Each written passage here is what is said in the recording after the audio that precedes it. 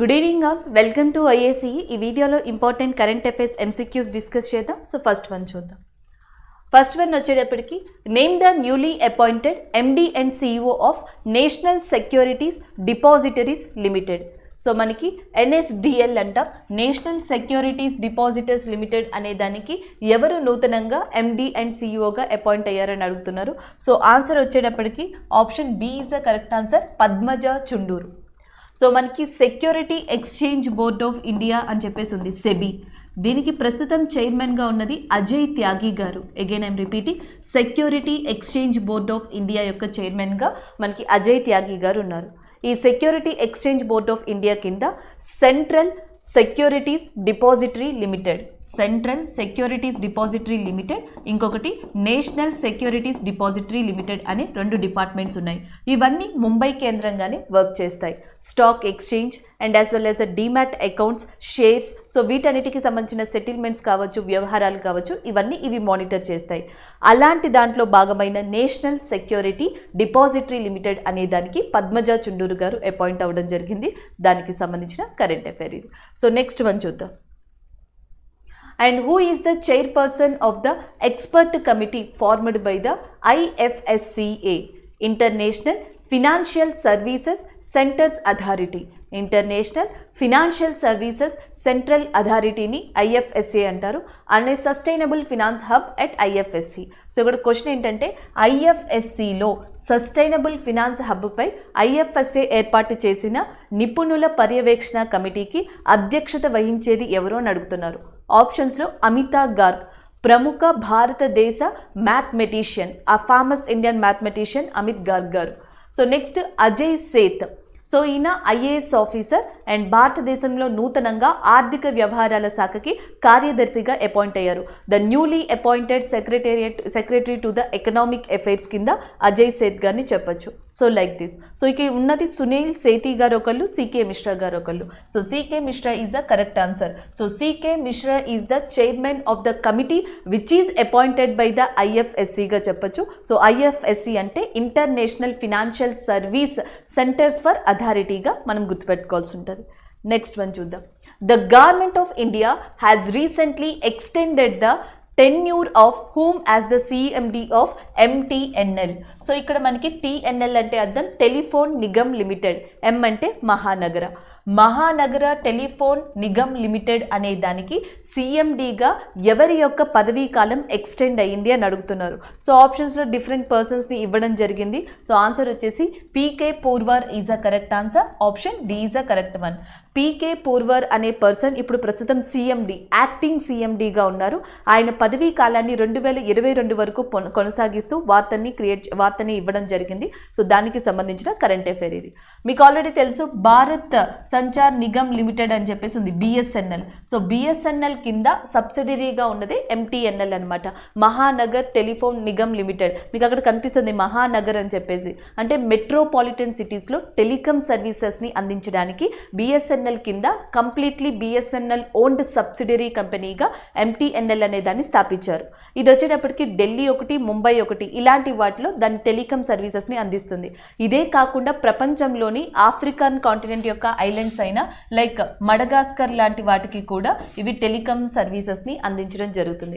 అలాంటి దానికి సిఎండిగా పీకే పూర్వర్ గారు ఇంకొక 1 year కొనసాగుతారు. నెక్స్ట్ వన్ చూద్దాం. అలాగే బిఎస్ఎన్ఎల్ విషయానికి వస్తే ఇంకొకసారి కరెంట్ అఫైర్లో ఉందండి. సో బిఎస్ఎన్ఎల్ ఏం చేసిందంటే, మనకి నార్త్ ఈస్ట్ ఇండియాలో అస్సాంలో కజిరంగా నేషనల్ పార్క్ ఉంది.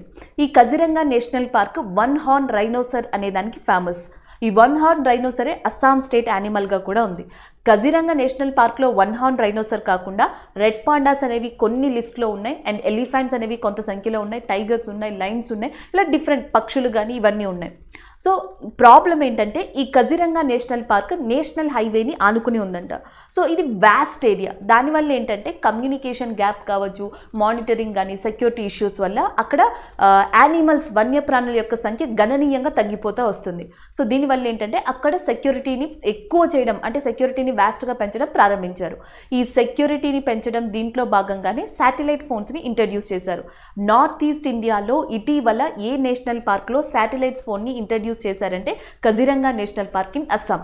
ఆ శాటిలైట్ ఫోన్స్ యొక్క మానిటరింగ్ కానీ దానికి అయ్యే ఖర్చు కానీ బిఎస్ఎన్ఎల్ భరిస్తుంది. దాదాపుగా సంవత్సరానికి అవి మెయింటైన్ చేయడానికి 16 లక్షలు అవుతుందంట. ఈ 16 lakhs బర్డెన్ కూడా బిఎస్ఎన్ఎల్ మీదే పడనుంది. సో అదొక ఇన్ఫర్మేషన్గా మీరు గుర్తుపెట్టుకోవచ్చు. So next one, financial service company అయిన డిహెచ్ఎఫ్ఎల్ని ఏ భారతీయ కూటమి కొనుగోలు చేసింది అని అడుగుతున్నారు. That is nothing but Piramal enterprises. Option B is a correct answer. Next one చూద్దాం.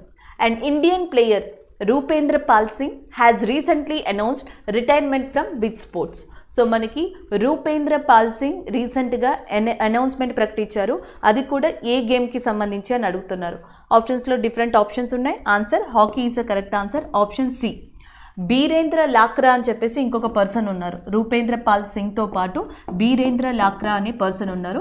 బీరేంద్ర లాక్రా వచ్చేటప్పటికి రూర్కెల్లా ప్రాంతానికి సంబంధించిన వాళ్ళు అండ్ రూపేంద్ర పాల్ సింగ్ పంజాబ్ ప్రాంతానికి సంబంధించిన వాళ్ళు. వీళ్ళిద్దరూ కూడా ఇండియన్ హాకీ టీమ్ మెంబర్స్గా ఉన్నారు ప్రస్తుతం. వీళ్ళు అంతర్జాతీయ హాకీ టీంకి ఇటీవల అంటే హాకీ గేమ్స్కి ఇటీవల రిటైర్మెంట్ని ప్రకటించారు కాబట్టి option C is the correct answer. ఒకసారి దీని గురించి కూడా చూద్దాం. దాదాపుగా 40 years తర్వాత అంటే 1980లో ఒలింపిక్ గేమ్స్లో హాకీకి మెడల్ని తీసుకొచ్చారు ఇండియాకి సంబంధించి. దాని తర్వాత 40 years తర్వాత ఇటీవల జరిగిన ఒలింపిక్స్లో కూడా భారతదేశానికి సంబంధించి men and women team best performance ఇచ్చారని చెప్పాలి. మెన్ టీం ఏమో ఓవరాల్గా 3rd పొజిషన్లో ఉండి బ్రాంజ్ మెడల్ని తీసుకొచ్చింది అండ్ విమెన్ టీం వచ్చేటప్పటికి మెడల్ని తీసుకురాకపోయిన 4th పొజిషన్లో నుంచింది. వీళ్ళిద్దరికీ కూడా గత కొన్ని సంవత్సరాలుగా మనకి సపోర్ట్ చేసుకుంటూ వస్తున్న రాష్ట్రం ఏది అంటే ఒడిస్సా. ఫినాన్షియల్ పరంగా కానీ నార్మల్గా కానీ కేంద్ర ప్రభుత్వంతో లేదా కేంద్ర ప్రభుత్వం కన్నా ఎక్కువగా దీనికి సపోర్ట్ చేసిందని చెప్పాలి ఇండియన్ హాకీ టీంకి.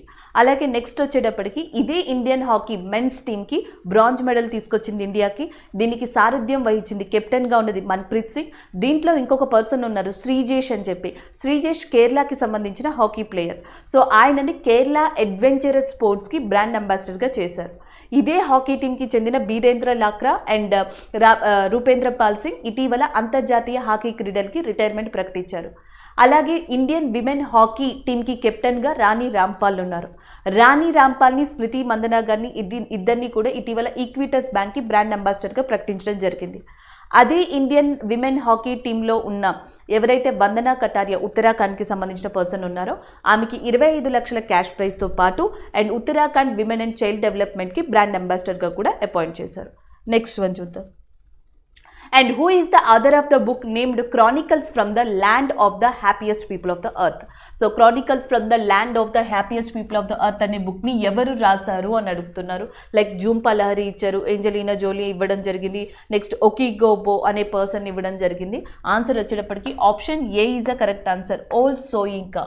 సో ఓల్ సోయింకా అనే పర్సన్ నైజీరియాకి చెందిన ప్రముఖ నోబెల్ బహుమతి గ్రహీత అండ్ రచయిత కూడా. సో ఈయన దాదాపుగా చాలా సంవత్సరాల తర్వాత 1973లో ఈయన ఒక బుక్ని ప్రచురించారు. దాని తర్వాత తిరిగి 2021లోనే ఈయన ఒక బుక్ని ప్రచురించడం జరిగింది. దాని పేరు land of the happiest people అనమాట. సో దానికి సంబంధించింది. అలాగే నైజీరియా యొక్క క్యాపిటల్ని గుర్తుపెట్టుకోండి. Nigeria capital is Abuja and Nigeria యొక్క కరెన్సీ వచ్చేటప్పటికి నైజీరియన్ నైరా అనేది దీని యొక్క కరెన్సీగా ఉంది. అలాగే ఇంకొకటి ఏంటంటే ఆఫ్రికన్ ఖండంలోనే ఆఫ్రికన్ కాంటినెంట్లోనే ద మోస్ట్ పాపులేటెడ్ కంట్రీ, అత్యధిక జనాభా కలిగిన దేశం కింద నైజీరియా ఉంది. నెక్స్ట్ వన్ చూద్దాం. ఈ జూంపా లహరి కూడా రీసెంట్గా బుక్ రాశారు, translation of myself and others అనే బుక్ని రాసింది జూంపా లహరి గారు. సో ఆ బుక్ని కూడా మీరు గుర్తుపెట్టుకోవచ్చు. రీసెంట్గా రాశారు. ఏంజలీనా జోలీ కూడా ఒక బుక్ని రాసి ఉన్నారు రీసెంట్గా. సో అది కూడా ఒకసారి చూడండి. సో నెక్స్ట్ వన్ చూద్దాం. How many amount of capital infusion has been approved by the government in the Export Credit Guarantee Corporation Limited? ECGC అంటే export credit guarantee corporation limited for a period of 5 years from financial year 2022 to financial year 2026. So ఇక్కడ చూద్దాం. ఆర్థిక సంవత్సరం 2022 నుండి 2026 వరకు దాదాపుగా 5 సంవత్సరాల కాలానికి ఈ export credit guarantee corporation limited దాంట్లో ప్రభుత్వం ఎంత మొత్తం మూలధన మద్దతుని ఆమోదించింది అని అడుగుతున్నారు. ఆన్సర్ 4,400 కోట్లు. 4,400 crores is the correct answer. Option B is the correct one. ఒకసారి ఇదేంటి అనేది చూద్దాం. ఇటీవల క్యాబినెట్ అప్రూవల్స్ అనేవి జరిగాయి.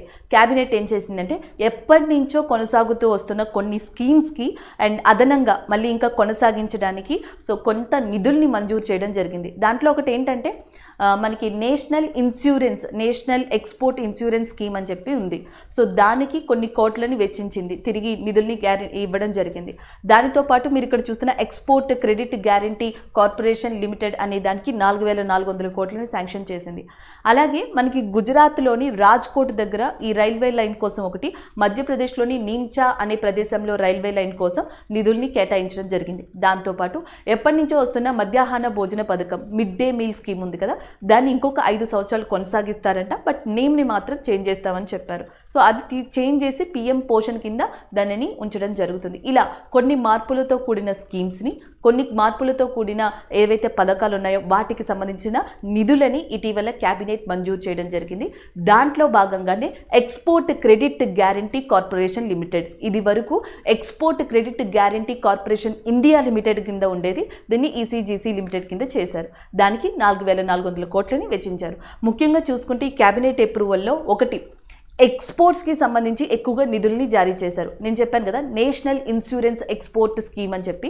నేషనల్ ఇన్సూరెన్స్ ఎక్స్పోర్ట్ స్కీమ్లో ఏంటంటే లాంగ్ టర్మ్లో కానీ మీడియం టర్మ్లో కానీ కాలాన్ని బట్టి నేను చెప్తున్నాను, ఏవైతే గూడ్స్ని ఎక్కువగా మన కంట్రీలోనూ వేరే కంట్రీలోనూ ఎగుమతి చేస్తామో ఆ గూడ్స్కి సంబంధించి రిస్క్ మేనేజ్మెంట్ని మానిటర్ చేయడానికి, ఆ వర్కర్స్కి సంబంధించి ఆ జోనర్కి సంబంధించిన వాటిని మార్కెటింగ్ చేయడము, పరిరక్షించడము, ఇలాంటి వాటి కోసం ఈ నేషనల్ ఇన్సూరెన్స్ స్కీమ్ అనేది ఏర్పడిందని చెప్పొచ్చు. దానికి నిధుల్ని మంజూరు చేశారు. అదే కేటగిరీలో వచ్చే మనకి ఎక్స్పోర్ట్ క్రెడిట్ గ్యారంటీస్ కార్పొరేషన్కి దానికి కూడా నిధుల్ని మంజూరు చేశారు. ఇవి పక్కన పెడితే railway infra. So railway infra వచ్చేటప్పటికి ఏమైందంటే నిమ్చా దగ్గర కానీ రాజ్కోట్ దగ్గర కానీ రైల్వే లైన్స్ వేయడం వల్ల ఆల్మోస్ట్ మధ్యప్రదేశ్లో 111 కిలోమీటర్స్ కానీ లేకపోతే గుజరాత్లో 133 కిలోమీటర్స్ ఇలాంటి డిస్టెన్స్ ఏవైతే ఉన్నాయో ఆ డిస్టెన్స్ అనేవి తగ్గుతాయంట. దానివల్ల గూడ్స్ని ఎక్కువగా ఈజీగా ట్రాన్స్పోర్ట్ చేయొచ్చు. ప్యాసింజర్ ట్రైన్స్ అంటాం కదా, వాటిని ఎక్కువగా అక్కడ యాక్సెస్ చేయొచ్చు. సో ఇలాంటి ఉద్దేశంతో మెయిన్గా ఇన్ఫ్రాని వీళ్ళు ఎక్కువగా దృష్టిలో పెట్టుకున్నారు, ఇన్ఫ్రా డెవలప్మెంట్ కోసం చూశారు. సెకండ్ థింగ్ ఏంటంటే ఈ ఇంటర్నేషనల్ ట్రేడ్ కావచ్చు లేదా మనకి నేషనల్ ట్రేడ్ కావచ్చు, దాని మీద ఫోకస్ చేశారు ఈ క్యాబినెట్ అప్రూవల్స్లో. నెక్స్ట్ వన్ చూద్దాం. Recently Asian Infrastructure and Investment Bank has approved $356.67 million loan to the Indian government to support the expansion of which city's metro. So ఇక్కడ ఏంటంటే భారతదేశంలోని ఏ మెట్రో కోసం ఏషియన్ ఇన్ఫ్రాస్ట్రక్చర్ ఇన్వెస్ట్మెంట్ బ్యాంక్ అనేది $356.67 million వెచ్చించింది, లోన్గా grant చేసింది అని అడుగుతున్నారు. సో ఆప్షన్స్లో Hyderabad metro, Pune metro, Bengaluru metro and Chennai metro ఉన్నాయి. చెన్నై మెట్రో రైల్ లిమిటెడ్ CMRLగా చెప్పచ్చు. So Chennai metro rail limited ఏంటంటే సెకండ్ ఫేజ్ ఆఫ్ కన్స్ట్రక్షన్ని చేస్తుంది. లైట్ హౌస్ దగ్గర నుంచి సమ్ పాయింట్ ఆఫ్ డిస్టెన్స్లో బైపాస్ రోడ్ని ఆనుకుని ఉన్న సెకండ్ ఫేజ్ ఆఫ్ కన్స్ట్రక్షన్ని మొదలుపెట్టింది. దానికి అవసరమైన $356.67 మిలియన్ లోన్ని ఇటీవల ఏషియన్ ఇన్ఫ్రాస్ట్రక్చర్ ఇన్వెస్ట్మెంట్ బ్యాంక్ మంజూరు చేసింది. దానికి సంబంధించిన కరెంట్ అఫైర్ ఇది. ఏషియన్ ఇన్ఫ్రాస్ట్రక్చర్ ఇన్వెస్ట్మెంట్ బ్యాంక్ యొక్క హెడ్ క్వార్టర్స్ అనేది మనకి బీజింగ్లో లొకేట్ అయి ఉంది. 2016లో ఇది స్థాపించబడింది. ప్రస్తుతం దీంట్లో 103 మంది మెంబర్స్ ఉన్నారు. జీన్ లింక్వెన్ అనే పర్సన్ దీనికి ప్రజెంట్ అధ్యక్షులుగా లేదా ప్రెసిడెంట్గా ఉండడం జరిగింది. ఇది ఏషియన్ ఇన్ఫ్రాస్ట్రక్చర్ ఇన్వెస్ట్మెంట్ బ్యాంక్ గురించి. ఏషియన్ ఇన్ఫ్రాస్ట్రక్చర్ ఇన్వెస్ట్మెంట్ బ్యాంక్ ఏమో బీజింగ్లో ఉంది. ఏషియన్ డెవలప్మెంట్ బ్యాంక్ ఏమో మనకి Manila which is located in ఫిలిప్పీన్స్లో ఉంది. అలాగే నెక్స్ట్ వరల్డ్ డెవలప్మెంట్ బ్యాంక్ ఒకటి, వరల్డ్ బ్యాంక్ ఒకటి అండ్ ఇంటర్నేషనల్ మానిటరీ ఫండ్ ఒకటి. ఈ రెండు కూడా మనకి వాషింగ్టన్ డీసీలో ఉన్నాయి. వరల్డ్ బ్యాంక్ ఏమో డేవిడ్ మాల్పస్ ఉన్నారు ప్రెసిడెంట్గా. Kristalina Georgieva international monetary fund అంతర్జాతీయ ద్రవ్యనిధికి ఉన్నారు. అండ్ ఏషియన్ డెవలప్మెంట్ బ్యాంక్కి మసద్ సుంగా అస్కావా అనే పర్సన్ ఉన్నారు. జిన్ లిక్విన్ అనే పర్సన్ మనకి ఏషియన్ ఇన్ఫ్రాస్ట్రక్చర్ ఇన్వెస్ట్మెంట్ బ్యాంక్ దానికి ఉండడం జరిగింది. సో ఇవి మీరు గుర్తుపెట్టుకోవచ్చు. నెక్స్ట్ వన్ చూద్దాం. Next one, recently professional boxer Manny Pacquiao announced the retirement from boxing and which country did he belongs to? Pacquiao అనే ప్రముఖ బాక్సర్ రీసెంట్గా అంతర్జాతీయ బాక్సింగ్ క్రీడలకి రిటైర్మెంట్ ప్రకటించారు. ఆయన ఏ దేశానికి సంబంధించిన పర్సన్ అని అడుగుతున్నారు. Answer Philippines. Option A is the correct answer. ఫిలిప్పైన్స్కి చెందిన ప్రముఖ బాక్సింగ్ క్రీడాకారుడు మ్యానీ పాక్వియో రీసెంట్గా అంతర్జాతీయ బాక్సింగ్కి రిటైర్మెంట్ని ప్రకటించడం జరిగింది. ప్రపంచంలో ఏ బాక్సింగ్ క్రీడాకారుడు క్రియేట్ చేయని ఒక అరుదైన చరిత్ర రికార్డ్ని మనకి పాక్వియావో క్రియేట్ చేయడం జరిగింది. ప్రపంచవ్యాప్తంగా 12 ప్రపంచ టైటిల్ని గెలుచుకున్నారు. ఈయన 12 వరల్డ్ టైటిల్స్ని గెలుచుకున్నారు 8 డిఫరెంట్ వెయిట్ డివిజన్స్లో. సో జనరల్గా చాలామంది డిఫరెంట్ వెయిట్ డివిజన్స్లోనైనా టైటిల్ని గెలుచుకుంటారంట, లేకపోతే వరల్డ్ టైటిల్స్ని గెలుచుకుంటారంట. అలా కాకుండా ఈ 8 డిఫరెంట్ వెయిట్ డివిజన్స్లో అండ్ వరల్డ్ 12 టైటిల్స్ని గెలుచుకున్న వ్యక్తి మనకి పాక్వియావో ఫ్రమ్ ఫిలిప్పైన్స్. సో అలాంటి అరుదైన అండ్ ముఖ్యమైన ప్రముఖ బాక్సింగ్ క్రీడాకారుడు పాక్వియోవా రీసెంట్గా మనకి ఇంటర్నేషనల్ బాక్సింగ్ క్రీడకి రిటైర్మెంట్ని ప్రకటించడం జరిగింది. ఈయనకి ఇంకొక పేరు కూడా ఉందంట. He is also famously called as a Pacman. మనం మిల్కా సింగ్ని ఫ్లయింగ్ సిక్ అని పిలుస్తాం. అలాగే మేరీ కామ్ని మ్యాగ్నిఫిషెంట్ మేరీగా పిలవడం జరుగుతుంది. అలాగే నెక్స్ట్ పాక్వియోవా గారిని ప్యాక్మ్యాన్ అని చెప్పేసి పిలుస్తారంట. నెక్స్ట్ వన్ చూద్దాం.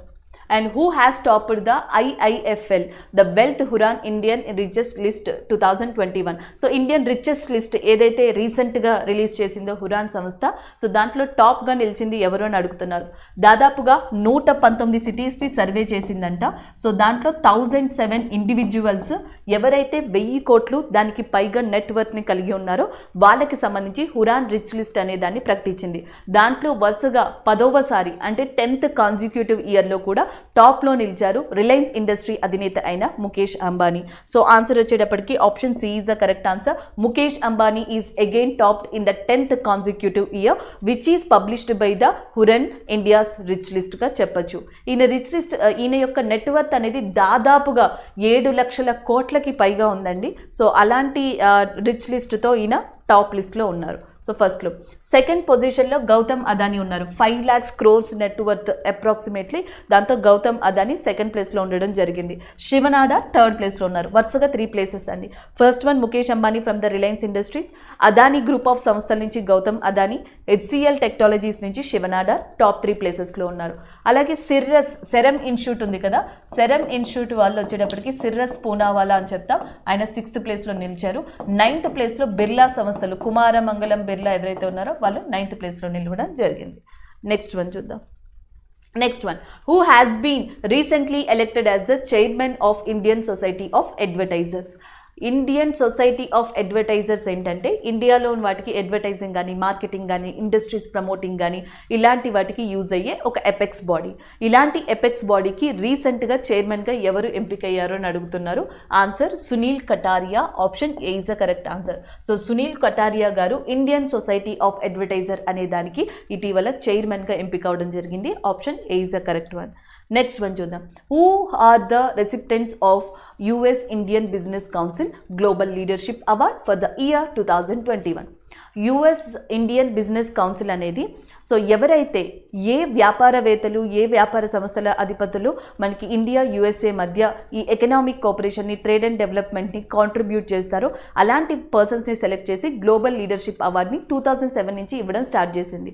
అలా ఈ సంవత్సరం US ఇండియన్ బిజినెస్ కౌన్సిల్ 2021కి గాను గ్లోబల్ లీడర్షిప్ అవార్డ్ని 2 వ్యక్తులకు ఇచ్చింది.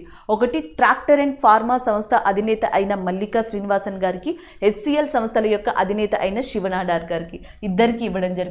Option D is the correct answer, both A and B.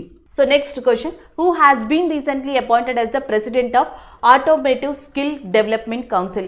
Automotive Skill Development Council కి ఇటీవల ప్రెసిడెంట్ గా ఎవరు ఎంపికయ్యారని అడుగుతున్నారు. So answer Vinod Agarwal is the correct answer, option C. So మనకి ఆటోమేటివ్ స్కిల్ డెవలప్మెంట్ కౌన్సిల్ ఏంటంటే ఆటోమోటివ్ రంగాన్ని హెల్ప్ చేయడానికి, అంటే మనకి ఇండియాలో అండ్ అంతర్జాతీయ పరంగా దీనిని డెవలప్ చేయడం కోసం ఈ సంస్థ స్థాపించబడిందని తెలుసు.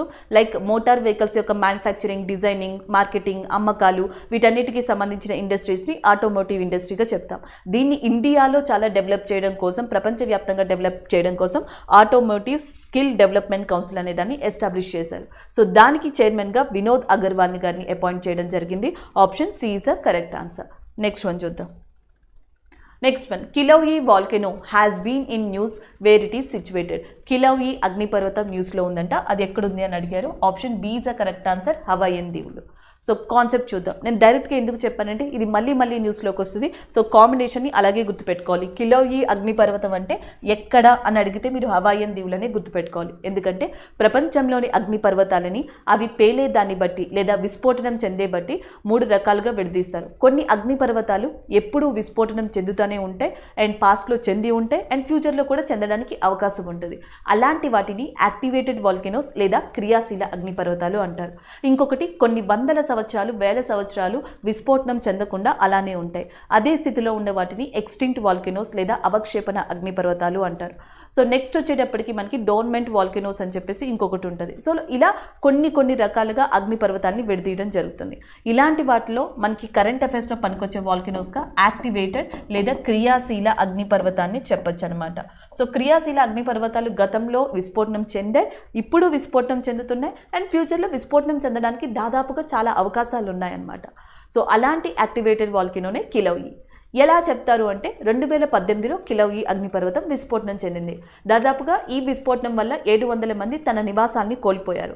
అలాంటి హవాయియన్ దీవుల్లో ఉన్న ఈ అగ్నిపర్వతం తిరిగి మళ్ళీ విస్ఫోటనం చెందింది, ఎందుకంటే ఇది యాక్టివేటెడ్ వాల్కెనో కనుక. ఇంకేమన్నా ఉన్నాయా ప్రపంచంలో ఇలాంటి వాల్కెనోస్ అంటే మౌంట్ యాట్నా అనే ఒక వాల్కెనో ఉంది. ఇది సిస్లీ ఖండంలో ఉంది, సిస్లీ అనే కంట్రీలో ఉంది. ఇలా గుర్తుపెట్టుకోవచ్చు. నెక్స్ట్ మౌంట్ స్ట్రాంబోలి అని చెప్పేసి ఉంది. దీన్ని మధ్యధార సముద్రంలో వెలిగే దీపంగా చెప్తారు. The lighthouse in the Mediterranean సీగా చెప్తారు. ఇది వచ్చేసి మనకి ఇటలీలో ఉంది mount Stromboli. And mount Merapi అని చెప్పేసి ఉంది. ఇది ఇండోనేషియాలో ఉంది. ఇండోనేషియాలో 3 వాల్కెనోస్ ఉన్నాయండి. ఒకటి వచ్చేటప్పటికి మౌంట్ మెరాపి, క్రాకటోవా, సీనాబంగ్, ఇంకా చాలా ఎక్కువే ఉన్నాయి. కానీ ప్రతి సంవత్సరం ఇండోనేషియా డైరెక్ట్గా ఆర్ ఇండైరెక్ట్గా అగ్నిపర్వతాల వల్ల వార్తల్లో ఉంది అంటే దానికి కారణం క్రాకటోవా అగ్నిపర్వతం కానీ, సీనాబంగ్ అగ్నిపర్వతం కానీ, మెరాపి అగ్నిపర్వతం కానీ ఇలాంటివి న్యూస్లో ఉంటాయి. సో ఇప్పుడు ఏమవుతుంది, మెరాపి అగ్నిపర్వతం ఇటీవల వార్తల్లో కనిపించింది, ఇది ఎక్కడ ఉంది, ఇండోనేషియా. స్ట్రాంబోలి అగ్నిపర్వతం ఇటీవల వార్తల్లో కనిపించింది, ఎక్కడ ఉంది, ఇటలీ. ఎట్నా అగ్నిపర్వతం ఇటీవల వార్తల్లో కనిపించింది, ఎక్కడ ఉంది, సిస్లీ. సో మీకు వార్త తెలియకపోయినా ఇవి లిస్ట్ అవుట్ చేసుకుని పెట్టుకుంటే సో ఏంటంటే మీరు కరెంట్ అఫైర్స్ ఇది కవర్ చేయకపోయినా ఆన్సర్ పెట్టడానికి ఒక ఛాన్స్ ఉంటుంది. సో నెక్స్ట్ వన్ చూద్దాం. అలాగే నికోబార్ ఐలాండ్స్ అని ఉంది కదా, ఇక్కడ కూడా భారతదేశానికి సంబంధించి ఒక అగ్నిపర్వతం అనేది లొకేట్ అయ్యింది. బ్యారెన్ అగ్నిపర్వతం అంటాం, barren volcano which is located in Nicobar islands.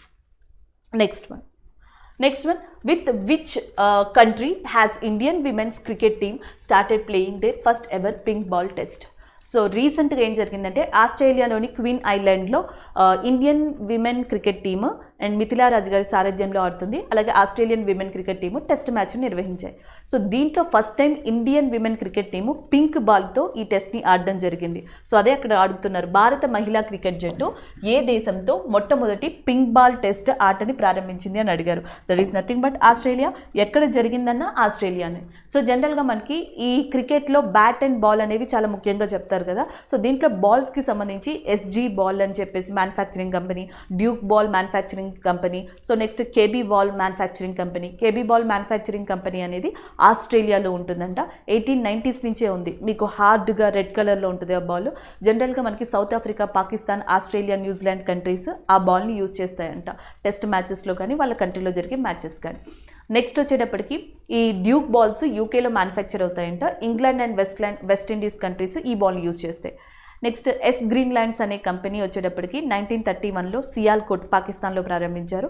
So దీన్ని ఇండియా లాంటి కంట్రీస్ కూడా యాక్సెప్ట్ చేశాయి. ఇండియా లాంటి కంట్రీస్లో టెస్ట్ మ్యాచ్ జరిగినప్పుడు ఆ ఎస్జీ బాల్స్ని యూజ్ చేస్తారు. ఇలా డిఫరెంట్ మ్యాచెస్లో డిఫరెంట్ కంట్రీస్లో బాల్స్ని యూజ్ చేయడం జరుగుతుంది. పింక్ బాల్ వచ్చేటప్పటికి ఏంటంటే దాన్ని స్టిచ్ చేస్తారంట, లెదర్తో మ్యానుఫ్యాక్చర్ చేస్తారంట. Day and night test match కోసం ఆ పింక్ బాల్ని యూజ్ చేయడం జరుగుతుంది. అండ్ ఇప్పటి వరకు Indian women cricket team test బ్యాచ్లో ఆ పింక్ బాల్ని యూజ్ చేసి గేమ్ ఆడలేదు. ఫస్ట్ టైం ఈ బాల్ని యూజ్ చేసి గేమ్ ఆడారు. సో అందుకని చెప్పేసి ఇది న్యూస్లో ఉంది. Option A is the correct answer. Thank you.